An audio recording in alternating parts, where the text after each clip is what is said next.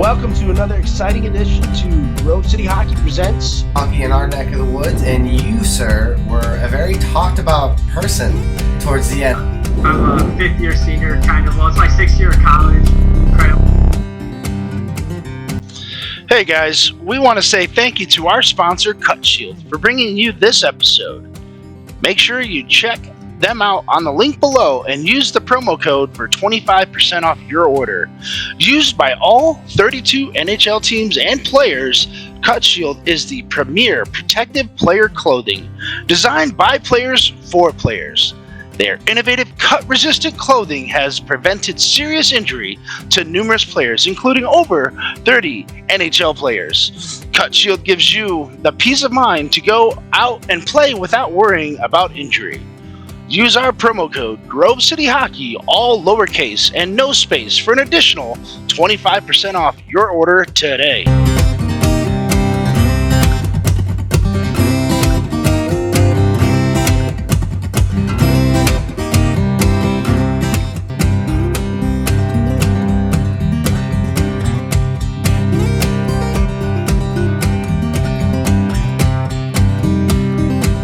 Welcome to GCA's podcast. I'm your host, Ben W. Stock, and with me is a very special guest.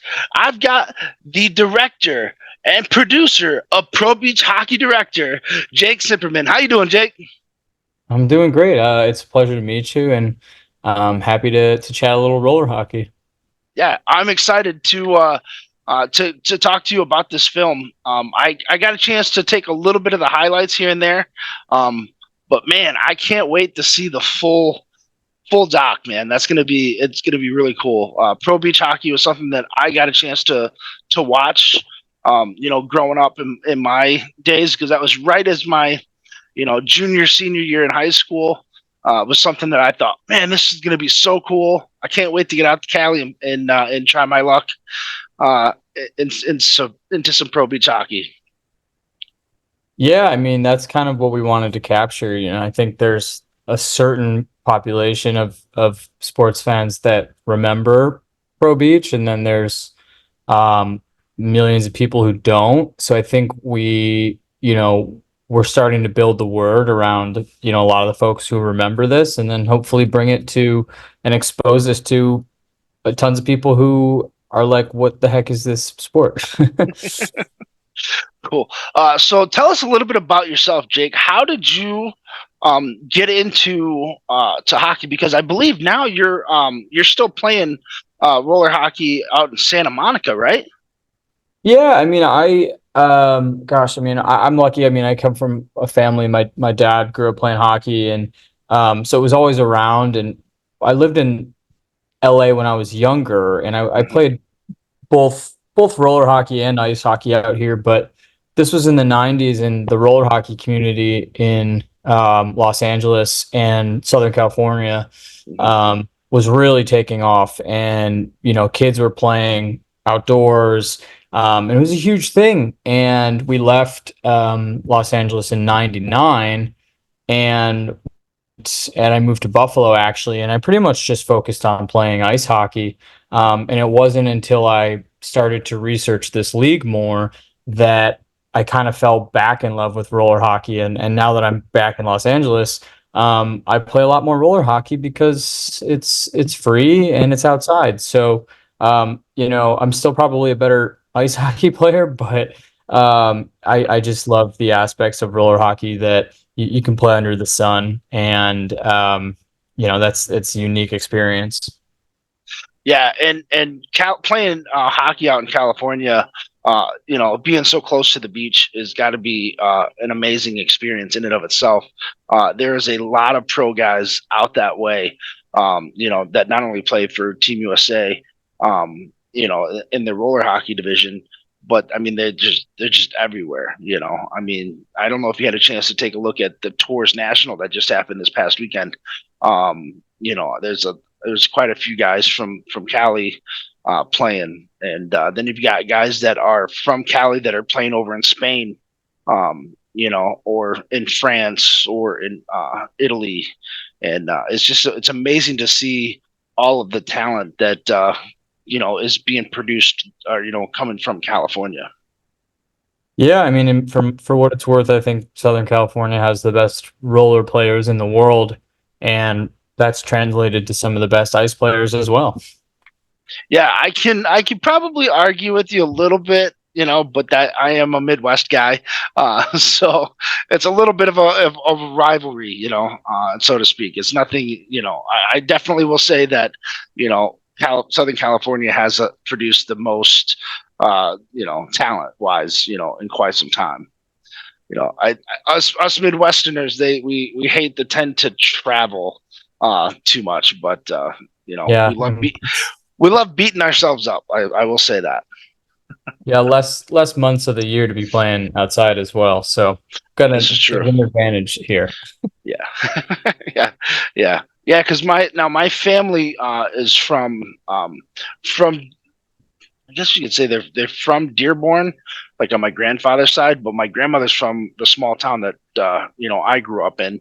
But my dad grew up in Orange County, so did my uncle out in Orange County, California, for quite some time. And so then when they moved back after my uncle had passed away, they went from being out there in Orange and LA and Anaheim and all that stuff to a town of like what felt like 300 people. Was quite the culture shock for him. So his adjustment period is still adjusting. So I mean the talent base and I think what was it, my uncle was saying that his graduating class was like over 5,000 people, which is insane, you know. Yeah, no, So there's a lot of good hockey being played down there for sure. yeah. So tell us a little bit more. So hockey was just something that you guys were around. You said did your dad play as well? Yeah, so he played growing up, but he also worked for the Kings in the 90s, so we were really part of the hockey community. And then, as a result of that, we attended professional roller hockey games from, the RHI as well. And then we went to a couple pro beach games, and the memories of going to the games, obviously the ramps and the cheerleaders, and Yeah. that really just stuck with me. And as a result, I think 25 years later, I was compelled to start investigating this. Cool. So now tell us a little bit about this documentary and what actually led you to bring this subject more to light. Was it something that you just happened to be flipping through the channels and or scrolling through YouTube, or what brought the subject to pop back up in your head? Yeah, I mean, so at the time I worked for Major League Baseball, actually, as a producer, and I mean I have a background in production and filmmaking, but when COVID started, I had a lot more time on my hands, and I really wanted to produce a feature documentary, and I kept going back to these kind of fuzzy memories I had about this league, but there wasn't really anything available online about it, which was an opportunity. And I was really shocked that no one had told the story before. So that sort of set off a 4-year journey of calling, anyone I could get a hold of that knew about this league. And obviously it took quite a long time, but it's been really rewarding. And, I think this was, it's pre-internet, right? So a lot of these games and these highlights, they didn't end up on the web. So, we had to kind of do all that digging ourselves, and it was it's been quite the experience. So what was some of the things that you were able to take away from this experience? Yeah, I mean, for me, I think the big overarching theme is that, like, this was one of the first time that hockey had been marketed to people from all diverse backgrounds. Hockey has always been a very regional sport. The Northeast, Boston, Minnesota, Buffalo, and then of course Canada. This was the first time you saw a sport being marketed to kids who maybe couldn't afford ice time, or maybe didn't have a rink in their neighborhood. And to me, that was it was kind of visionary. And I think, it just goes to show, if you can open up sort of your lens and your view of what hockey is, it's going to make, it's going to make for growing the sport as a whole. And I think that's kind of the overarching theme, and something that's really important to me is kind of expanding, who can play hockey. Yeah, it was pretty cool because then you have not only, like you were saying, with the different communities, each team had their own little subgenre. I mean, I kind of think of the salsas, the gargoyles, the heavy, what is it, heavy metal, was one of them, off the top of my head. And I think there was a casino type one too, right? It was called the Express, and Right, right. But I just remember like 2 playing cards. yeah, it's open for interpretation. Yeah, yeah, that's cool. So, Yeah. The teams were, like you were saying, they were really sort of trying to capture different demographics, if you will. yeah, and it kind of forced you to, like you were saying, if you didn't have a rink locally, it was like, hey, take over the tennis courts, do whatever you can, grab an empty basketball court, and it was saying like you didn't have to be the norm of a hockey rink. You can make it your own, and that's what a lot of kids around the country did. Yeah, absolutely. I think that's the beauty of a sport like roller hockey. Mm-hmm. So, how long is the documentary in and of itself? So it's a little over 90 minutes, an hour and a half. And I mean, I think when we started editing this thing, it was probably like 2 hours, and Mm-hmm. you need to start to whittle this down so it's a little bit more approachable. And yeah, we're at a little over 90 minutes, and ultimately pretty happy where things ended up. Cool. So, can you tell us what is this going to lead to? Any other follow-ups? Because I feel like you have a really good chance to talk about like the RHI story that maybe not many people know too much about that. Yeah, so I mean, the film covers the RHI because that's what preceded Pro Beach, and originally I had set out to do a story just about Pro Beach, but then when you start to peel back the layers, RHI is the precursor, and it's sort of an essential part to that story. So there is definitely a portion of RHI history, and that's you have to learn and appreciate before you can get to the ramps and and the beach. So we really wanted to take time to also acknowledge like what RHI impact was, and I think we did a good job of trying to balance that as well. Cool. Now, was there any follow-up as to what happened after we lost Pro Beach Hockey in the doc? Because I, for the life of me, I can't really remember anything too much because it was there, and then all of a sudden it was gone. Yeah, and I think that's the theme that we definitely explore in film. There was no professional league broadcasted, certainly not nationally after Pro Beach, as far as I'm aware. I know there definitely wasn't one on ESPN. So that was really the last sort of breath of professional roller hockey in the spot of national television. And I think that kind of changed the trajectory of the sport a little bit. Cool. And then, so what was a couple of your favorite moments or memories, shooting this whole documentary?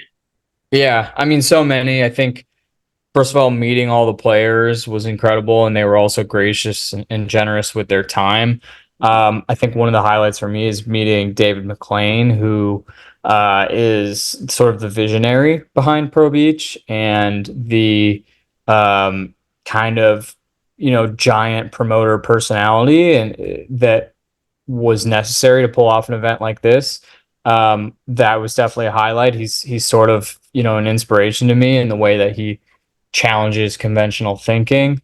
And then working with Jeannie Buss as well, a former owner of the Los Angeles Blades, is one of the greatest honors of my lifetime. So being able to tell part of her story too is just such a pleasure, and ultimately the relationships made out of this are definitely the best part.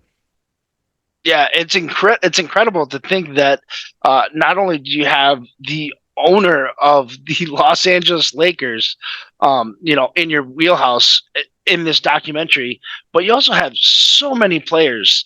Who are some of the players that we can kind of expect to see that you had make an appearance in this? I mean, and I know there's a lot to just, you can't name them all, but just give us a few highlights there. So you're talking in terms of roller players, or, well, I mean, any and all, because I'm Yeah. assuming Wayne Gretzky had to have made an appearance at some point. Maybe not in this documentary, but he is a huge, got a huge love for the game of roller. Sure. Yeah. I mean, I think for us, the biggest, I mean, I guess, most recognizable people involved are Luc Robitaille, who was, really prior to Gretzky's arrival, was the first player to ever embrace rollerblading as sort of a training tool for ice hockey. So Luc was, a huge part of that. And then the guy who I think personally, benefited the most from roller hockey was Bobby Ryan. So he's involved as well. Had the pleasure of interviewing him. And, he was one of these kids who started playing primarily on rollerblades, and it really took his ice hockey game to another level. And so he's sort of the figurehead of, I think, that kind of 90s roller hockey movement. Yeah, I think it was Peter Dale who was telling me a little bit about Bobby Ryan, how you just remember watching this skinny little kid, going, man, this kid's going to do something. And he ended up doing really, really well out there for the Ducks, if I'm not mistaken, right? Yeah, I mean, he spent quite a few years with the Ducks, of course, which is, just miles away from, where he grew up playing roller hockey. So it's quite the story. Yeah. Now, in your Santa Monica League, how many, is there anybody that, I'm trying to think of who I might know out that way. I know Marty's out that way. I know Etan's out that way, but I think they're a little bit either north or south of you. Yeah. But yeah, man, it's crazy. So tell us a little bit about that Santa Monica League. Yeah, I mean, I think, the beauty of, and they do it too in Newport, the guys that you mentioned are a little in Orange County, but, in Santa Monica, we play twice a week. The trash cans are turned over for goals, and it's usually 4-on-4 right on the beach. I mean, it's a beautiful thing, and it's really sort of capturing and paying homage to where the game started, which is in parking lots. And we actually now on Sunday, the Sunday game that they have there, there's actually little boards that some of the guys have made so that the ball doesn't go flying in under cars. So we have it's a little fancier. There's, we have some plywood boards, really helps the experience, but it's still the same game that was being played there 30 years ago. Yeah, I can just picture the scene from the Mighty Ducks in D2. With just you and a bunch of the guys playing, puck in that little tennis court area. But it's not a tennis court, it's right there on the beach. So it's got to be pretty amazing.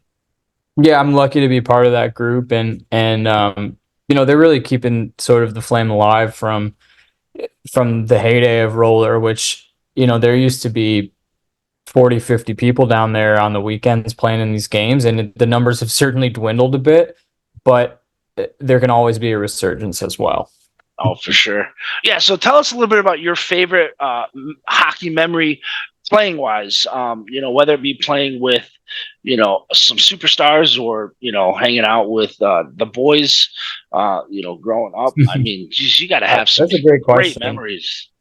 Yeah, I mean, I think honestly, my favorite memories are going on road trips and just going on these 3 or 4 hour trips in vans that were packed full of kids, listening to music, staying in hotels. Honestly, I love playing the game, but the moments that really stuck out the most to me are the bonding off the ice, mini sticks and just causing trouble in the hotel room, all that kind of stuff. I miss it so much, and I feel like there's so many friendships that have came out of that.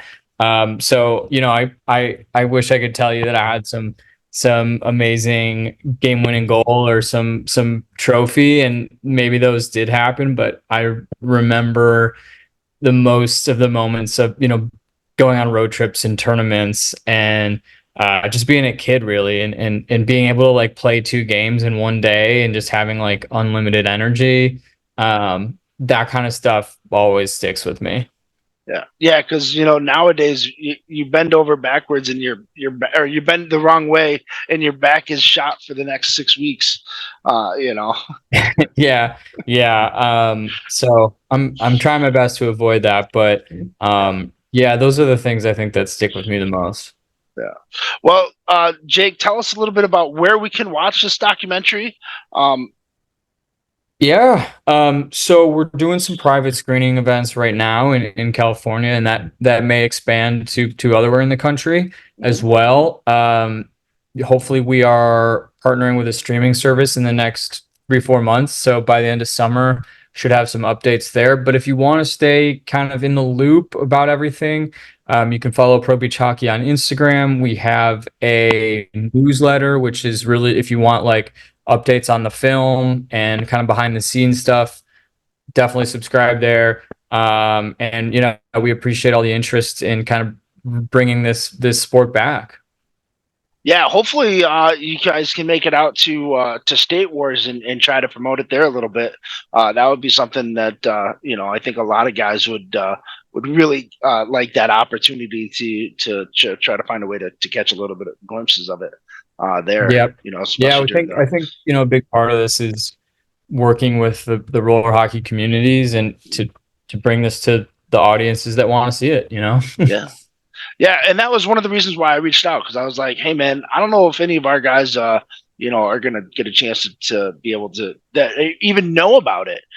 So here's a chance for us to let our audience know, so that they can get on board and check it out when it finally is available to them." Yeah, absolutely, and I appreciate helping get the word out. Yeah. Well, that's going to do it for this episode of GCH Podcast. I'm your host, Ben W. Stock. This is Jake Cimperman, the director, producer of Pro Beach Hockey documentary. Thank you very much, Ben. Pleasure. Pleasure. Thanks, man. Take care. I'll send you some.